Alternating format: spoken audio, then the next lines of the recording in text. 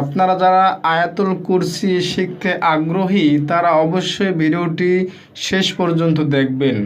এই ভিডিওটির মাধ্যমে আপনি জানতে পারবেন আয়াতুল কুরসির ফজিলত, জানতে পারবেন আয়াতুল কুরসির গুরুত্ব এবং কিভাবে সহজ পদ্ধতিতে শিখতে পারবেন, মুখস্থ করতে পারবেন, তাও এই ভিডিওটির মাধ্যমে আপনি জানতে পারবেন, অবগত হতে পারবেন।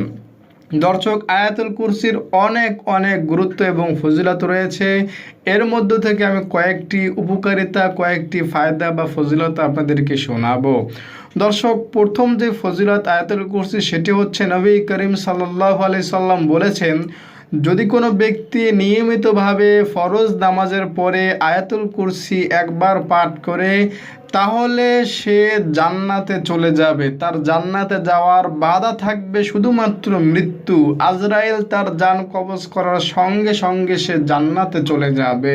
তার কোনো হিসাব হবে না, দুনিয়াতে সে কি করলো না করলো তার কোনো হিসাব আল্লাহ তাআলা নেবেন না, যে ব্যক্তি আয়াতুল কুরসি ফরজ নামাজের পরে পাঠ করবে। দর্শক, আরও একটি ফজিলত আপনাদেরকে শোনাই। সেই ফজিলতটি হচ্ছে হযরত আবু হুরায়রা রাদিয়াল্লাহু তাআলা আনহু বলেন, একটি বন্দি জিন আমাকে বলেছে, যখন আপনি বিছানায় শুতে যাবেন তখন আয়াতুল কুরসির প্রথম থেকে শেষ পর্যন্ত পড়বেন, তাহলে আপনি সেই রাতে এক মুহূর্তের জন্য আল্লাহর হেফাজতের বহির্ভূত হবেন না। অর্থাৎ আল্লাহ তাআলার হেফাজতে আপনি থাকতে পারবেন এবং দুনিয়ার কোনো জিন শয়তান আপনাকে কোনো প্রকার ক্ষতি করতে পারবে না। দর্শক, এই কথা আবু হুরায়রা রাদিয়াল্লাহু তাআলা আনহু নবীর কাছে এসে নবীকে বলল, ইয়া রাসূলুল্লাহ, আমাকে তো গত রাত্রে একটা জিন এইভাবে কথা বলল। তখন নবীজি বললেন যে এই জিন তোমাকে সত্য কথা বলেছে, তুমি যদি এইভাবে এই আমলটা করতে পারো তাহলে তুমি আল্লাহর হেফাজতে থাকবে পূর্ণ রাত এবং কোনো প্রকার শয়তান তোমাকে ওয়াসওয়াসা দিতে পারবে না।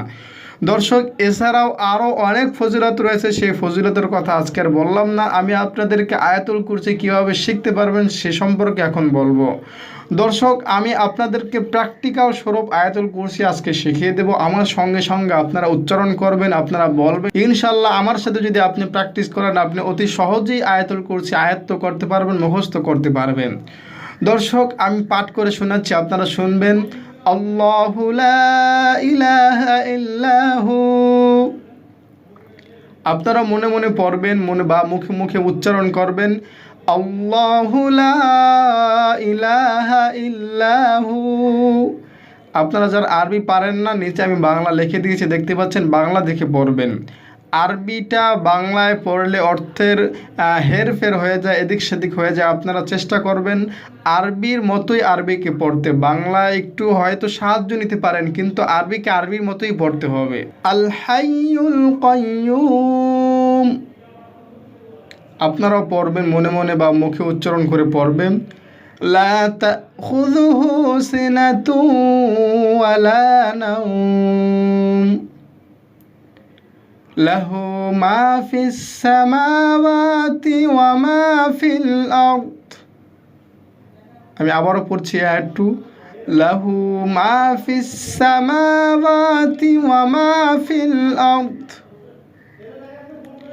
মান যাল্লাযী ইয়াশফা'উ ইনদাহু ইল্লা বিইযনিহি। বাংলা দেখে দেখে আপনারা পড়ার চেষ্টা করবেন, বাংলা সাহায্য নিয়ে পড়বেন, উচ্চারণ করে আমার সাথে উচ্চারণ করার পড়ার চেষ্টা করবেন ইনশাআল্লাহ, তাহলে আপনি অতি দ্রুত পড়তে পারবেন।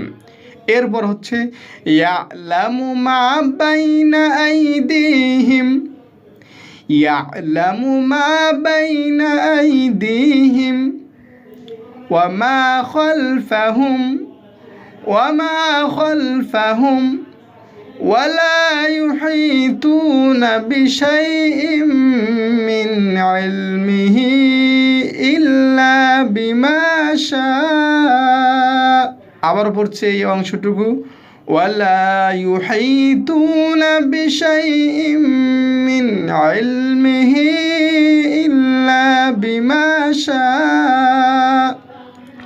ওয়াসি'a কুরসিয়্যুহুস সামাওয়াতি ওয়াল আরদ। আবারও পড়ছি আয়াত অংশটুকু, ওয়াসি'a কুরসিয়্যুহুস সামাওয়াতি ওয়াল আরদ ওয়ালা ইয়াউদুহু হিফযুহুমা। এরপর সর্বশেষ অংশটুকু হচ্ছে ওয়াহুয়াল আলিয়্যুল আযীম। আবার পড়ছি ওয়াহুয়াল আলিয়্যুল আযীম। দর্শক, এই আয়াতটুকু হচ্ছে আয়াতুল কুরসি। আপনি এই আয়াতটা অবশ্যই মুখস্থ করবেন, এর অনেক ফজিলত।